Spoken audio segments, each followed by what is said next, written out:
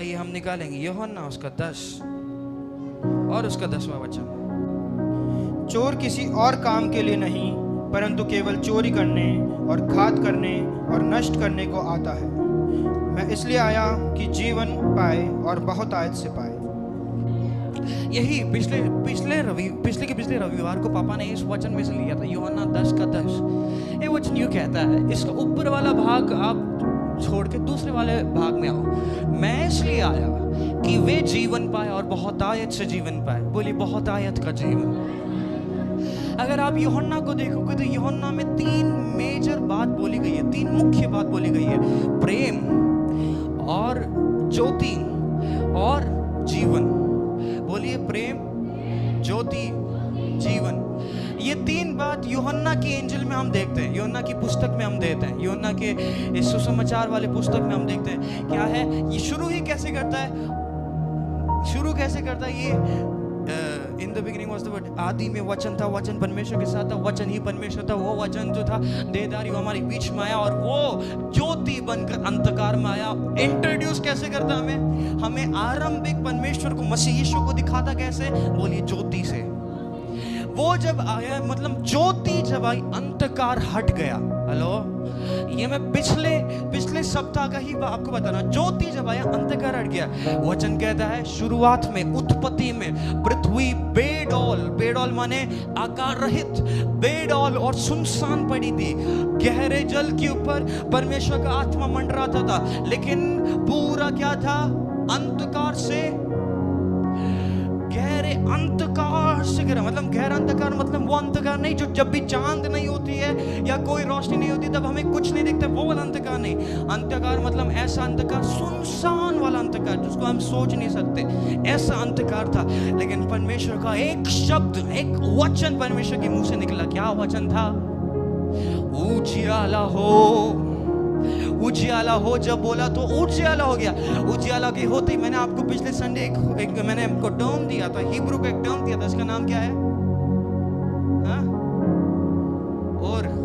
Yes, और जो है इसका मतलब सीधा अगर हम उसके अलग उसको जोड़ के तो और का मतलब ये है, वो जो ज्योति आई थी वो ज्योति इस प्रकार थी कि मनुष्य के सर को परमेश्वर के सर के साथ कनेक्ट करना, और कनेक्ट करने के बाद उससे जो ज्योति चमकती उससे कहते हैं और वही और है जो हिब्रू बाइबल में परमेश्वर ने उपयोग किया। लेट देयर बी लाइट, उजियाला होते वक्त परमेश्वर ने बोलते वक्त वो और इस्तेमाल किया।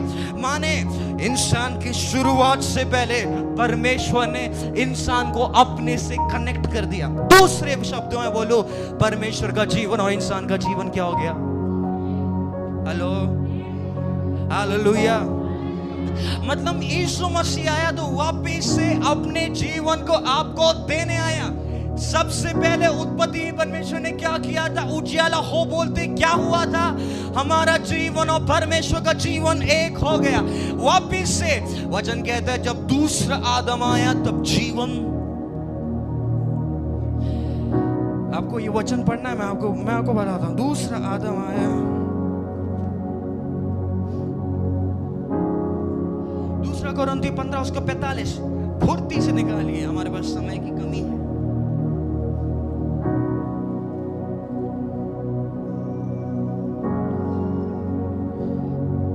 पहला कोरिन्थियों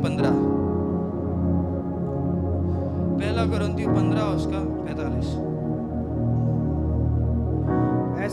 ऐसा ही लिखा भी है कि प्रथम मनुष्य अर्थात आदम जीवित प्राणी बना और अंतिम आदम जीवनदायक आत्मा बना। क्या बना? अंतिम आदम। In English it is written very beautifully.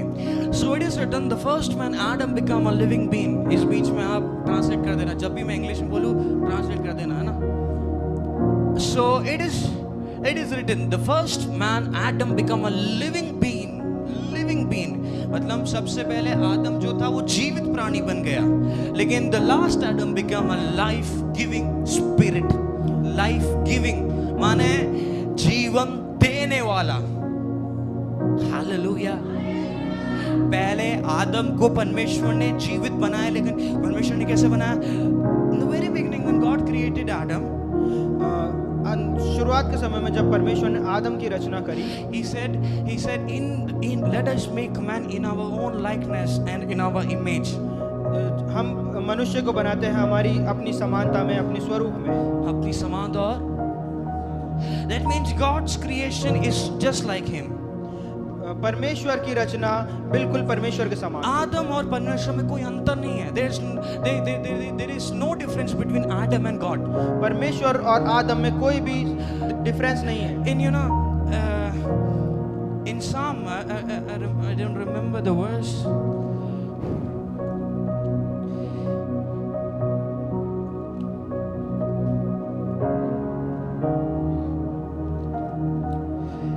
In Psalm there is written that I don't remember the verse. I just wrote it somewhere, but I don't remember the verse. मैंने कहीं पे लिख रखा है वचन को, लेकिन मैं याद नहीं कर पा रहा। इन Psalm वचन की किताब में से लिखा है, उसका वस्त्र जो था वो ज्योति वाला वस्त्र था। His garment was a garment of light. About God it is said. And God created Adam. How did God created Adam? और कैसे परमेश्वर ने आदम की रचना करी? अपने खुद के स्वरूप। God's garment, what was the God's Psalm says the garment of God was what? Light. उजियाला। भजन संगीता क्या कहता है कि परमेश्वर का जो वस्त्र था वो है उजियाला था। How do you आप क्या सोचते हैं कि आदम का वस्त्र क्या होगा? वचन कहता है जब उन्होंने पाप किया तब उनको मालूम हो वो नग्न है। Bible says when they committed sin they knew that they are naked. जब उन्होंने पाप किया तो उन्हें पता पड़ा कि वो नग्न है। What happened? What really happened there? The light, the glory went away. What was their garment went away. पर क्या हुआ जब उन्होंने पाप किया तो क्या हुआ?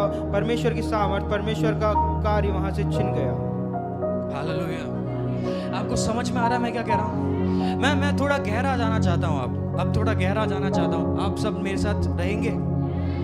हालेलुया। जब परमेश्वर ने अपने स्वरूप और समानता में बनाया तो आदम को एक ऐसा व्यक्ति बनाया था जिसमें ऐसा था, ऐसा मान लो परमेश्वर पिता, परमेश्वर पुत्र, परम ईश्वर आत्मा, ईश्वर आदम। उसमें परम नहीं है, लेकिन वो कौन है? भजन की किताब बयान से कहता है कि प्रभु ईश्वरों के बीच में खड़ा। छोड़ो, यीशु मसीह खुद यूहन्ना 10 का अगर आप 34-35 पढ़ेंगे तो यीशु खुद कहता है, क्या तुम्हारी व्यवस्था में नहीं लिखा जिनके पास केवल व्यवस्था पहुंची वो ईश्वर है? दूसरे शब्दों में जिनके पास परमेश्वर का वचन पहुंचा केवल वो लोग ईश्वर है। माने परमेश्वर ने जब आदम को बनाया था तो परमेश्वर ने अपने स्वरूप में बनाया था, अपनी समानता में बनाया था, ऐसा कि परमेश्वर आदम में कोई अंतर ना हो, ऐसा कि परमेश्वर आदम में एक भी कण का अंतर ना हो। माने आदम भी राज्य करेगा और परमेश्वर ने बोला पृथ्वी का सारा अधिकार मैं तुझे देता हूं, जीव जंतु का अधिकार, रेंगने वाले पशु पक्षियों का अधिकार, समुद्र में सब लोग अपने स्थान पे स्थिर है। लेकिन आदम पाप करने के बाद अदन की वाटिका से अपने स्थान से हट गया। अदन की वाटिका में ही थी जीवन का जल बहना भी। हेलो, मैं इस पॉइंट पे आ रहा हूं, इसको याद रख। अदन की वाटिका में ही थी जीवन का जल बहना, अदन की वाटिका में ही थी जीवन का वृक्ष भी, अदन की वाटिका में थी परमेश्वर के साथ संगति भी, अदन की वाटिका में ही थी परमेश्वर का असली स्वरूप भी। लेकिन जब दूसरा आदम आया वही जीवन को आपको वापस देने आया। हालेलुया। माने यीशु मसीह का आने का कारण, जिस आदम ने पाप को किया था और पाप अब उसके अंदर प्रवेश कर गया था, आपको पता है आदम के वजह से यहाँ पे पृथ्वी पे एक छोटे से छोटा बच्चा भी जन्म ले, मुंह से एक शब्द भी नहीं निकाले तो भी वो पापी है। कारण उसके बाप ने, उसके बाप दादाओं ने, उसके बाप दादाओं के बाप दादाओं ने, उसके सबसे ऊंची पीढ़ी से लेकर अभी तक की पीढ़ी ने सबने पाप किया है। एक भी व्यक्ति दुनिया में नहीं है जिसने पाप नहीं किया, सब ने पाप किया है। लेकिन सब, वचन कहता है सब ने पाप किया और सब उसके अनुग्रह से वंचित हो गए, सब उसके अनुग्रह से, उसके उस प्रेम से दूर हो गए। लेकिन ये प्रेम प्रेम जोड़ने के लिए वचन कहता है, क्योंकि परमेश्वर ने जगत से ऐसा ऐसा For God so loved the world that he gave his only begotten son. उसने अपने एकलौते पुत्र को दे दिया ताकि जो कोई केवल उस पर विश्वास करे, केवल उस पर विश्वास करे, वो उसको वही अनंत जीवन में वापस पहुंचा दे। माने वही जीवन जिसके अंदर परमेश्वर के साथ मनुष्य चलता हो, वही जीवन जिसके अंदर परमेश्वर की मूर्ति नहीं, परमेश्वर स्वयं परमेश्वर के साथ बातें करता हो और परमेश्वर वापस उसके साथ बातें करता है, वही जीवन जिस जीवन के अंदर जोए है। जोए का मतलब पता है क्या है? ये यूहन्ना में जो ये जीवन उसको उपयोग किया गया है, इस जीवन को अगर ओरिजिनल ट्रांसलेशन में पढ़े तो this is Joe. Joe meaning God kind of life, the life that is of God, मतलब वो परमेश्वर समान जीवन, परमेश्वर का जीवन। माने परमेश्वर जब जीवन देने आया तो खुद का जीवन दे दिया।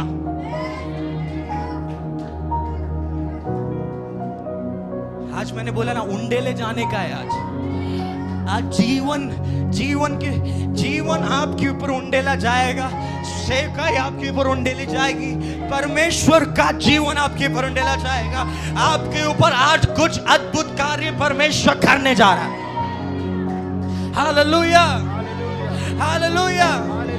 That life that came to us is a life that is a God kind of life. वो लाइफ जो हमारे पास आया, वो जीवन परमेश्वर का जीवन है। हालेलुया।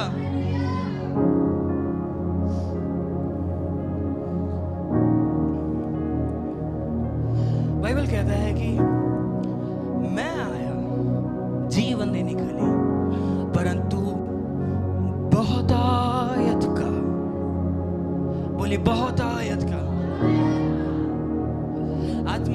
आत्मा की गहराई को कौन अभी महसूस कर रहा है? मुझे बताओ, आत्मा की गहराई को कौन महसूस कर रहा है अभी?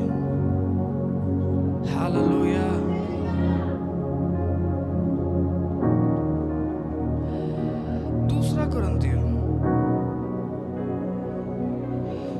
इफिसियों दूसरा अध्याय,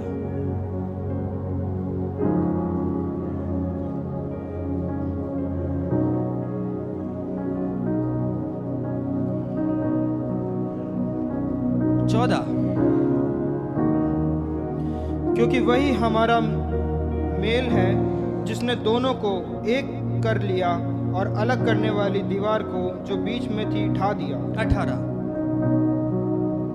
क्योंकि उसी के द्वारा हम दोनों की एक आत्मा में पिता के पास पहुंच होती है। ये दोनों वचन को ध्यान से देना। 14 लगाना, स्क्रीन में 14 लगाना।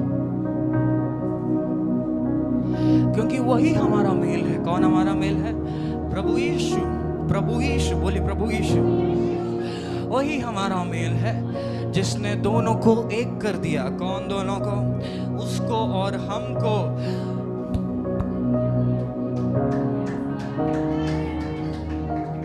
दूसरे शब्दों में अगर मैं बोलूं तो परमेश्वर और हमारे बीच में आदम की पाप करने के बाद एक दीवार आ गई थी।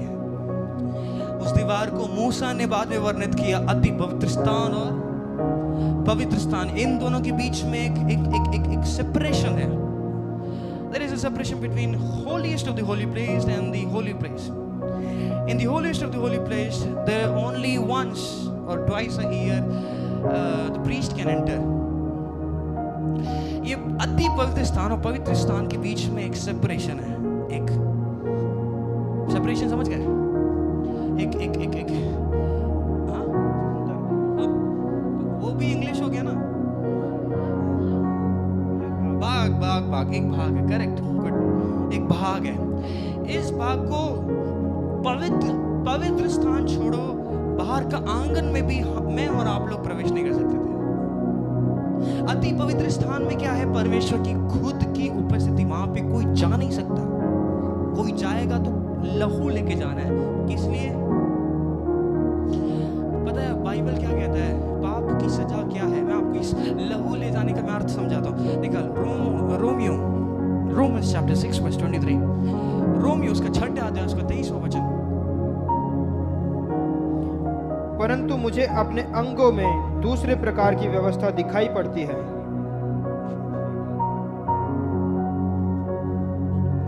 क्योंकि पाप की मजदूरी तो मृत्यु है, परंतु परमेश्वर का वरदान हमारे प्रभु मसीह यीशु में अनंत जीवन बस बस पाप की, सुना नहीं मैंने, पाप की क्या है?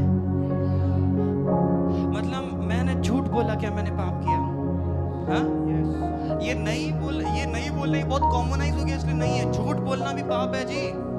झूठ बोल के आप किसी को गुमराह कर रहे हो। गुमराह करना क्या पाप है? झूठ बोलने से आपको क्या, उसकी मजदूरी क्या है? मतलब आपको खून बहाना पड़ेगा अगर आपको इसकी खुद का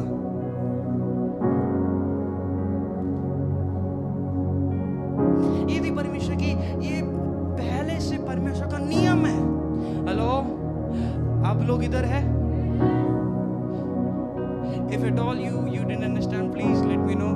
I'll speak in English. Again, bring the translation. Right? Okay, no problem. पाप की मजदूरी मृत्यु है। माने परमेश्वर की उपस्थिति में जाना तो सबसे पहले पाप की माफी, पाप की क्षमा होनी चाहिए। इसलिए ये परमेश्वर की उपस्थिति में जाते वक्त लोगों की पाप की क्षमा के लिए लहू बहाकर लहू ले जाता है। कारण क्या है? इतने लोगों ने, जो परमेश्वर की प्रजा कहलाती, इतने लोगों की पाप का क्या बोलते हैं, एक कॉम्पेंसेशन है, एक काइंड ऑफ ऐसा है कि पाप की क्षमा के लिए इन्होंने व्यापार करते हुए, ऐसा कोई व्यापार नहीं जिसमें झूठ नहीं बोला जाता है, खास करके व्यापारी लोग, ये सारे बिजनेसमैन लोग, ये झूठ बोल के ही, ये सारे व्यापारी, ये यहूदियों में जितने व्यापारी है, ये सब झूठ बोल के, इनका सारा झूठ, समझ रहे हो, इनके सारे गलत काम, ये सारा करना, इन सब को खून बहा के तभी अति पवित्र स्थान में जाया जा सकता है। लेकिन उसके अलावा अति पवित्र स्थान में नहीं जा सकता। लेकिन किसी को खून बहाना पड़ा ताकि आप अति पवित्र स्थान में जा पाओ। यीशु मसीह आया खुद का जीवन देने के लिए क्रूस पे। हम सोचते हैं कि क्रूस की मृत्यु की वजह से खून में लहू बहाने, ना मैं आपको बताऊं, वो आधा पार्ट था, लेकिन यीशु मसीह का जी उठ के आना पूरा पार्ट था। यीशु मसीह के मृत्यु को हराने की वजह से, लहू बहाने की वजह से, फिर जिंदा जी उठकर आने की वजह से आप और मैं पिता परमेश्वर के पास बिना उस सेपरेशन के मिल पा रहे हैं। इसीलिए परमेश्वर का वचन कहता है, क्या तुम नहीं जानते कि तुम खुद पवित्र आत्मा के मंदिर हो? माने अब कोई यहाँ पे किसी को कोई मूर्ति दिख रही है कि ये चर्च है? यहाँ पे किसी क्रॉस में कोई दिक्कत नहीं, यहाँ पे कोई क्रॉस भी दिख रहा है क्या? क्यों? क्योंकि हमें परमेश्वर का वचन कहती है कि परमेश्वर मनुष्य की बनाई हुई सृष्टि पे या हाथों पे नहीं, लेकिन परमेश्वर खुद की बनाई हुई चीजों पे वास करता है। माने हम, बोलिए मैं परमेश्वर का मंदिर हूँ। इसीलिए परमेश्वर का आत्मा भी पहले नहीं था। ये परमेश्वर का आत्मा आपके अंदर पहले अलग था, कोसों दूर था। आदम को अदन की वाटिका से लिखा है, लात मारकर घसीट कर बाहर निकाल दिया। लेकिन उसके बाद दूसरा आदम आया, वही इंसान को, वही पाप से दबे हुए, उस पाप के दलदल में पड़े हुए इंसान को पाप से खींच के निकाल कर, लहू से धोकर अपना जीवन उसको देने आया। इसीलिए परमेश्वर का वचन बता रहा, दूसरा आदम जीवनदायक सोए जीवन माने परमेश्वर, the life of God kind of life, वो परमेश्वर का जीवन आपको देने आया है। जोए जीवन, बोलिए जोए जीवन। ये ग्रीक वर्ड है। ग्रीक वर्ड में जोए को काफी तरीके से लिखा जाता है। ZOI भी है, ZOE भी है, ZOEY भी है, काफी तरीके से। लेकिन कॉमन शब्द जो है वो है ZOE, Z, अभी Z नहीं बोलते, Z बोलते, ZOE है इसका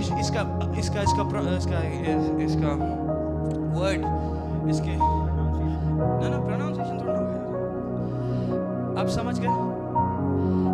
इसके वर्ड ZOE है। हालेलुया। हालेलुया।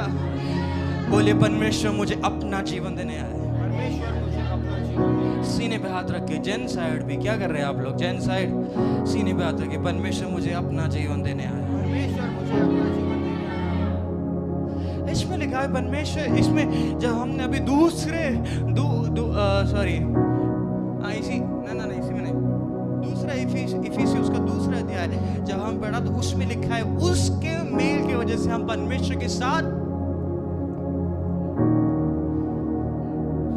निकालो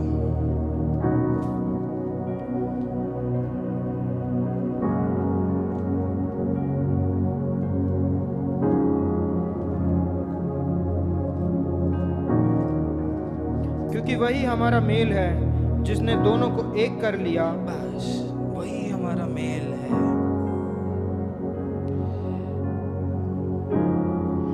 वही himself is our peace who has made both one. In English it is very beautifully written. वो हमारी शांति है। पीस का मतलब वही हमारी शांति। पहले कैसे थे, पाप के दलदल में पड़े हुए कैसे होंगे, अंधकार में पड़ा रहने वाला व्यक्ति कैसा होगा, उसकी दूरदर्शा आप उसकी आप क्या बोलते हैं, उसका आप महसूस करके देख लो, उसकी अवस्था महसूस करके देख लो, एक बार सोच के दो कैसा होगा। अंधकार में दिखता है क्या, कुछ समझ में आता है क्या, अगर कुछ सुनाई भी पड़ता है तो कैसे, कहां और कौन बोल रहा है, कुछ समझ में नहीं आता। लेकिन जब ज्योति आती है तब मालूम पड़ता है कौन, कहां, कैसे और कौन और किसका जीवन। इसीलिए परमेश्वर की ज्योति सबसे पहले आती है, फिर परमेश्वर अपना जीवन देता है, फिर परमेश्वर का प्रेम देता है। प्रेम पता है क्या है?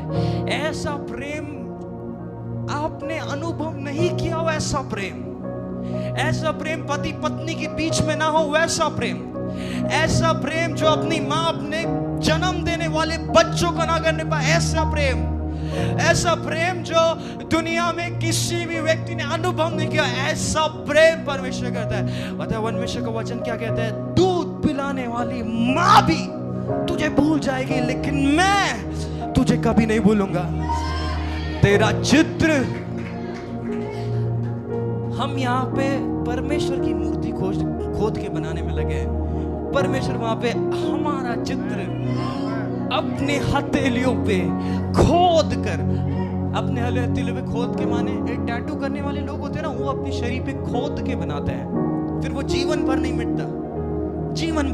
कारण क्या है? खोद के बनाया। वैसे ही परमेश्वर का वचन कहता है, दूध पिलाने वाली माँ भी तुझे भूल जाएगी, लेकिन मैं तुझे कभी नहीं भूलूंगा। देख मैंने तेरा चित्र अपनी हथेलियों पर खोद के बनाया है, तेरी शहर बना सदैव मेरी दृष्टि में बनी रहती है। हालेलुया। पुराने समय में ये भविष्यवक्ता लोग होते थे जिनके मुंह से परमेश्वर बात करता था। ये भविष्यवक्ता लोग होते थे जिनके द्वारा परमेश्वर अपने संदेश को पहुंचाता था। लेकिन नए नियम में परमेश्वर स्वयं आ गया। परमेश्वर ने बोला अब किसी भविष्यवक्ता की खास जरूरत नहीं है, मैं तेरे अंदर आ गया। कारण क्या है? मेरा जीवन तूने अपना लिया। इसीलिए परमेश्वर, इसलिए वचन क्या कहता है पता है? वो आदम वाली सृष्टि को मैंने दूर कर दिया, तुझे मैंने नई सृष्टि बना दी। देखो अब जो मसीह यीशु में है वो एक नई सृष्टि है। पुरानी बातें बीत गई है, देखो सब बातें नई हो गई है। Hallelujah, hallelujah.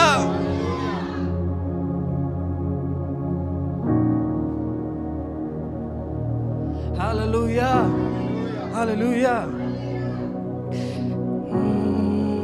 जीवन जल आत्मा प्रभु, बहती नदी आशा तू प्रभु। जीवन जल आत्मा प्रभु, बहती नदी आशा तू प्रभु। हालेलुया। आज हमने गीत गाया ना, अपना बोझ प्रभु पर डाल, कभी ना घबराना। जोर से।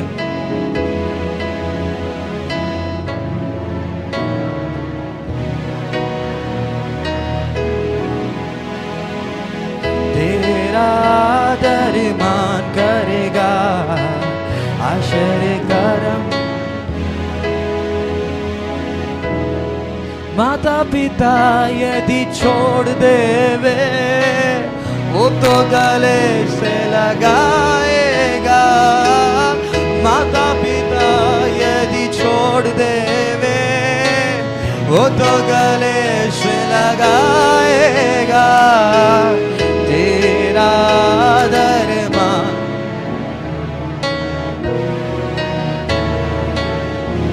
अभी आप लोग आओ बोलिए।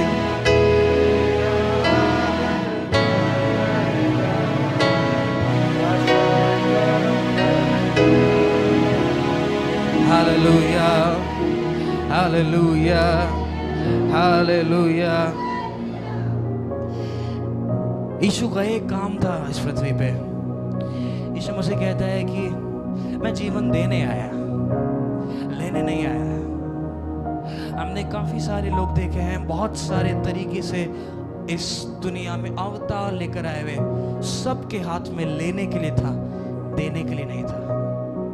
किसी के हाथ में चक्र, किसी के हाथ में तलवार, किसी के हाथ में भाला, किसी के हाथ में त्रिशूल। देने के लिए कोई नहीं आया। ये मृत्यु को हमसे लेने के लिए कोई नहीं आया। ये पाप की जो मजदूरी है इसको हमसे लेने के लिए कोई भी नहीं आया, केवल लेके ही आया। Everybody came with a sword, everybody came with weapons, but only Jesus came with love. हर एक जन कोई ना कोई हथियार, कोई ना कोई वेपन लेकर आया, लेकिन परमेश्वर यीशु मसीह केवल प्रेम को लेकर आया। And that love is the love called Zoe love. और वह प्रेम ज़ोए प्रेम कहलाता है। वो जो ज़ोए लव है, पता है वो ज़ोए प्रेम जो है, वो प्रेम पता है क्या है? वो जीवन देने वाला प्रेम है। मैं तेरी मृत्यु को ले लेता हूँ आजाद भाई, मैं तेरी निराशा को ले लेता हूँ, तेरे तेरे तेरे सोचपन को ले लेता हूँ। खाली करो अपने आप को। आप है ना अभी भी अपने अंदर वो भर के बैठे हो। मुझे देखना है, मुझे करना है, मुझे सब कुछ करना है परिवार का, तैयार हो खाली करने के लिए। यीशु पे सब कुछ डाल के देखो, ट्राई हिम। एक बार ट्राई करके देखो, सब कुछ डाल के देखो। तेरा दरमान का वो आश्चर्य करम आश्चर्य।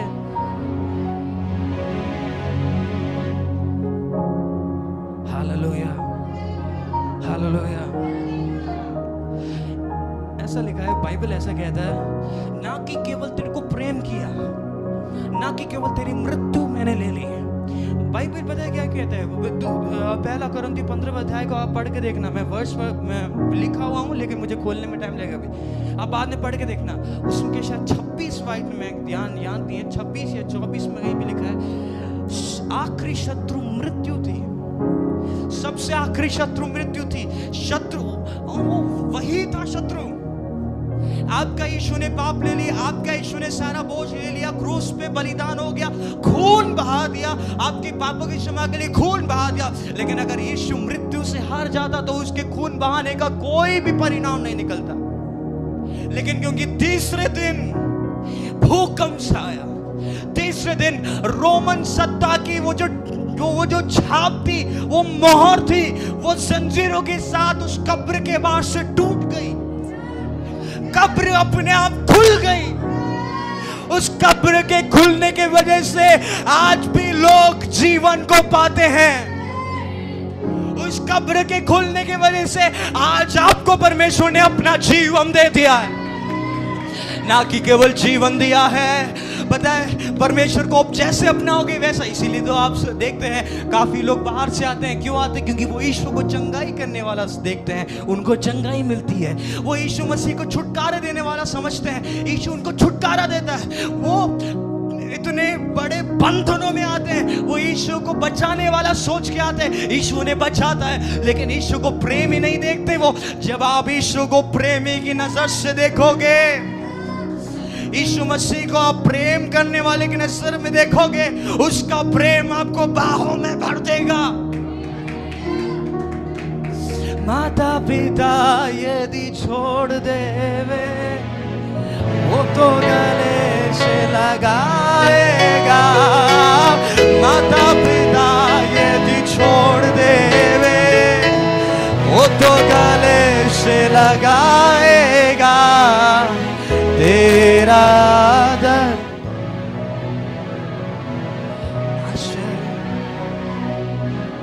हालेलुया। आपका आदर करेगा, आपका मान करेगा, आपसे प्रेम करेगा, आपको जीवन देगा, बहुतायत का जीवन देगा। यीशु मसीह कहता है चोर आता है घात करने के लिए, नष्ट करने के लिए, मारने के लिए, और नहीं, चोरी करने के लिए, नष्ट करने के लिए। और चोर किस लिए आता है? चोरी करेगा, आशीषों को चुराएगा, आपकी आपकी आपके सारे सारे सारे क्या बोलते हैं, आपकी सारी खुशियों को ले जाएगा। लेकिन यीशु आया आपको जीवन देने के लिए। ऐसा ही जीवन नहीं, बहुतायत का, परमेश्वर का जीवन देने के लिए आया। इफिसियों 2 उसमें अगर आप पढ़ोगे तो उसमें लिखा है उसके पुत्र प्रभु यीशु मसीह के साथ हमें उसने उठाया और हमें उसने स्वर्ग स्थानों में। बाइबल की खासियत आप जानते हैं, ये पुस्तक केवल जीवन परिवर्तित नहीं करता है, ये पुस्तक अधिकार भी देता है। ये पुस्तक केवल जीवन बदलता नहीं है, ये पुस्तक पापों की क्षमा के लिए भी एक बड़ा गाइड है। ये लाइफ गाइड है। आपने कभी देखा है कोई भी नया आइटम खरीदते हो तो उसके साथ एक मैनुअल होता है। आप जब पैदा हुए तो परमेश्वर ने ये मैनुअल आपको पकड़ा है, बेटा इसको देख के चल, जीवन सफल हो जाएगा। बेटा इसको लेके चल रहा, थामे, इसको थाम के चलने वाली बात नहीं, इसके अंदर जो लिखा है उसको पढ़कर, उसको मानकर तू चल। तू ट्राई मत कर, तू कर।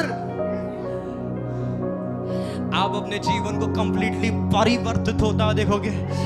आपका जीवन, वचन क्या कहता है पता है? जो मुझ पर विश्वास करता है, जैसा पवित्र शास्त्र में लिखा है, उसके हृदय में से जीवन की जल की नदियां।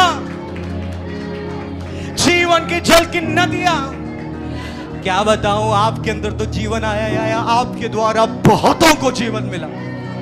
आपके अंदर तो परमेश्वर ने शांति दी थी, आपके द्वारा बहुतों को शांति मिली। स्वीकारने वाले स्वीकार लो। अभी अभिषेक का उंडेला जा रहा है, अभी इसी वक्त में, इस वातावरण में। आमीन। आपके द्वारा, क्या बताऊं, दूसरे लोग अंधकार में पड़े थे, आपके द्वारा ज्योति आई। यीशु मसीह कहता है जब तक मैं संसार में हूं, मैं जगत की ज्योति हूं, लेकिन मेरे जाने के बाद तुम संसार की ज्योति हो, तुम जगत की ज्योति हो, तुम जगत का नमक हो। हालेलुया।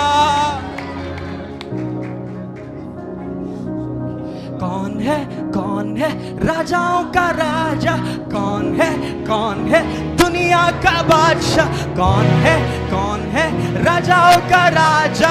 कौन है दुनिया का बादशाह?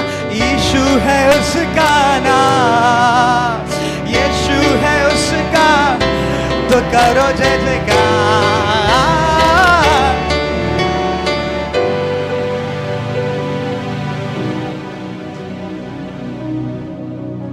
Hallelujah, hallelujah.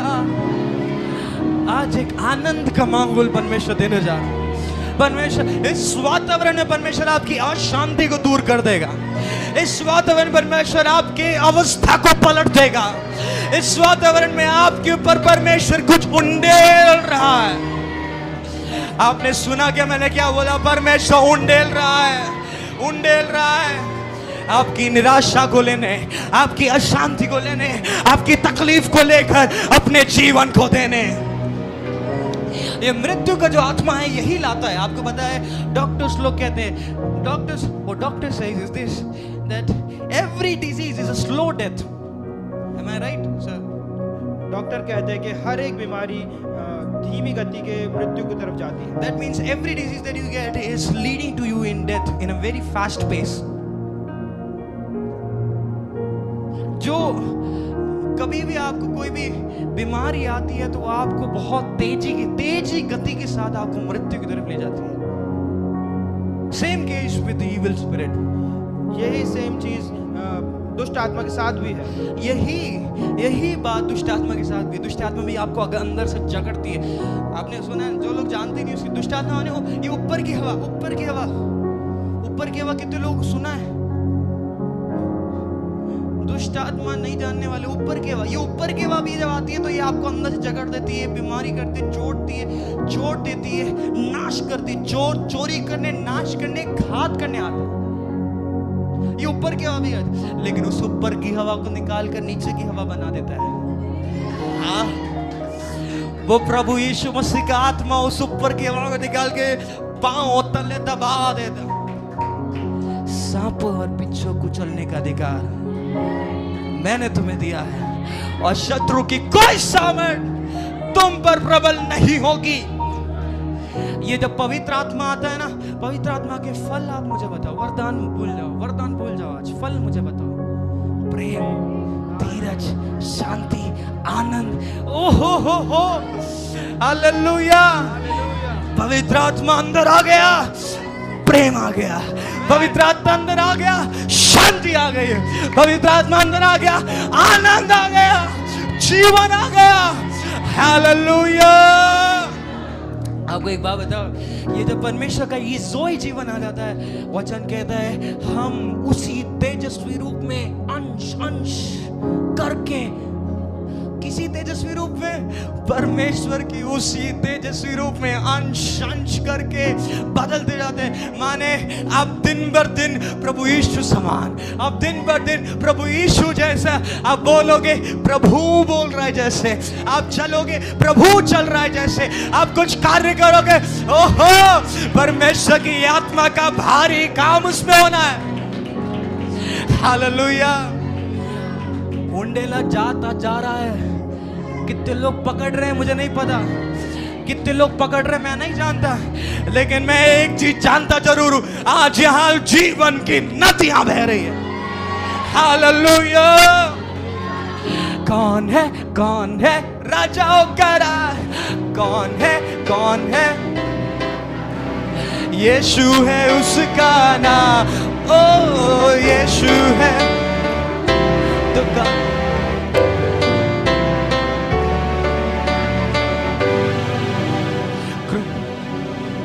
पानी पे चलता है, भीड़ को खिलाता है। पानी पे चलता है, भीड़ को खिलाता है। शैतान भी डरता है यीशु के नाम से।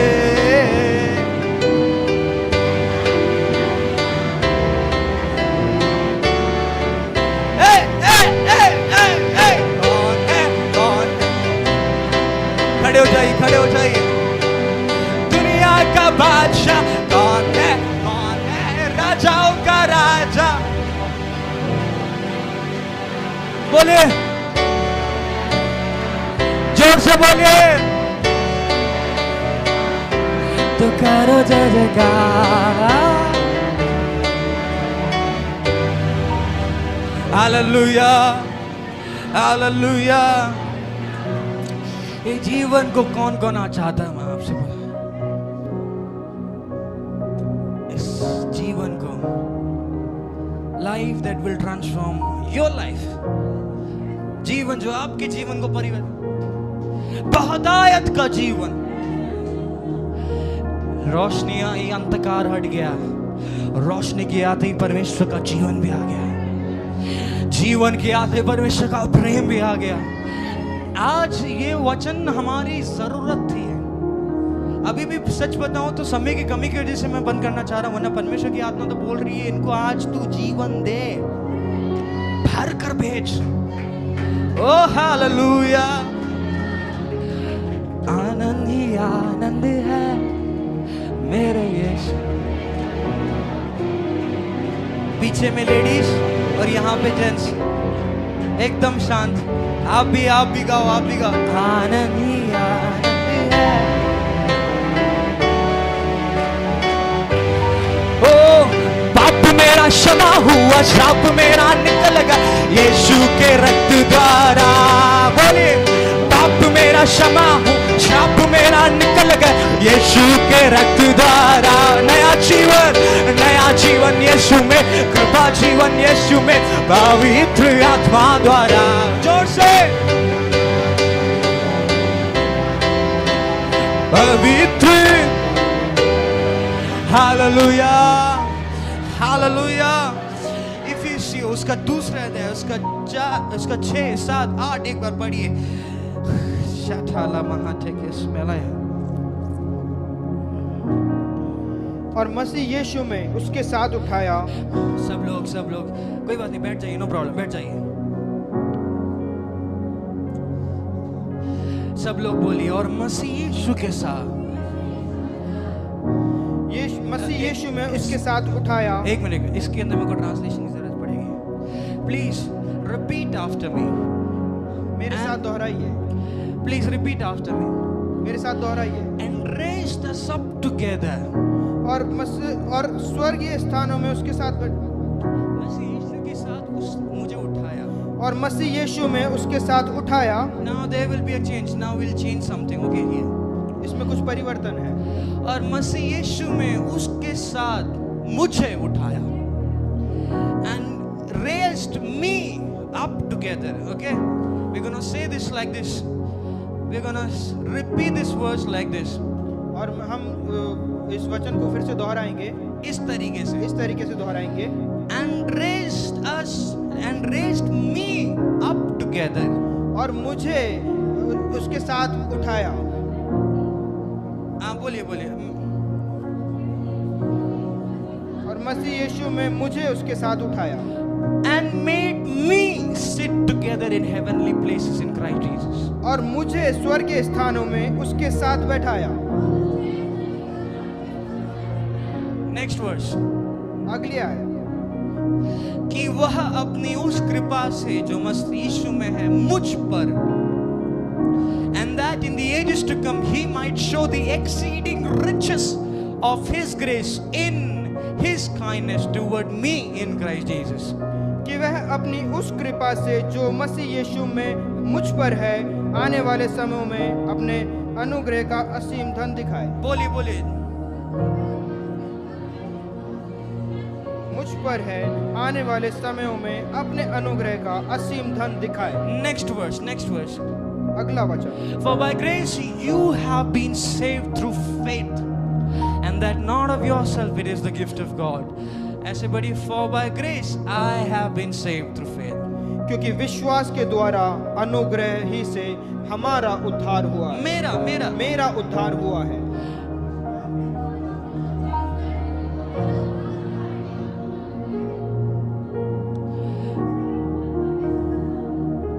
And that is, and ये और ये मेरी ओर से नहीं वरन परमेश्वर का दान है। Correct. And that not of myself, but it is the gift of God. Hallelujah.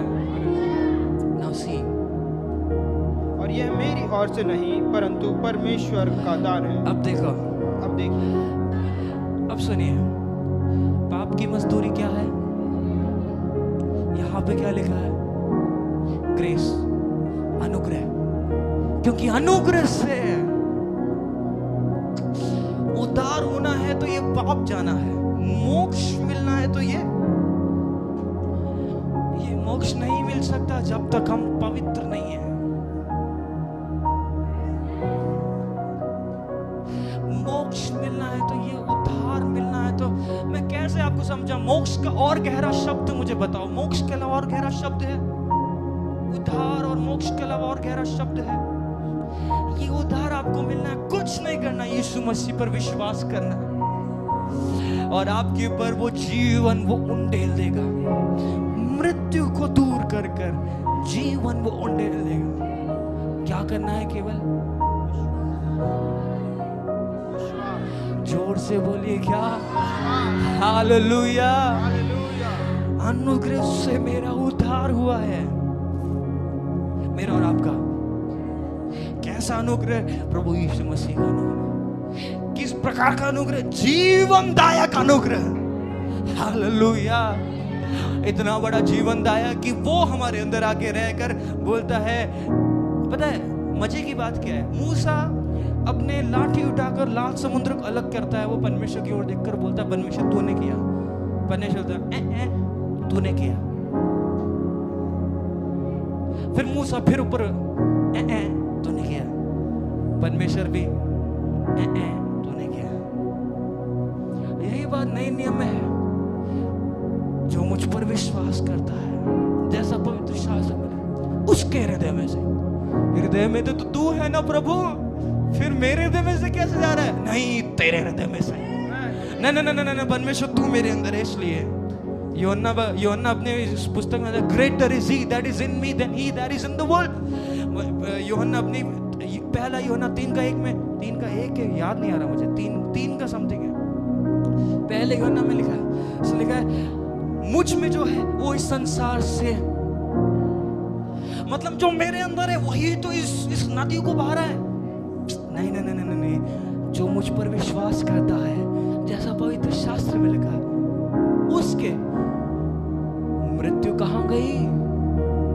पहला कोरिन्थियों 15 उसका, जल्दी जल्दी जल्दी जल्दी 55 जोर से कोई दम के साथ बुलंद आवाज में पढ़ो।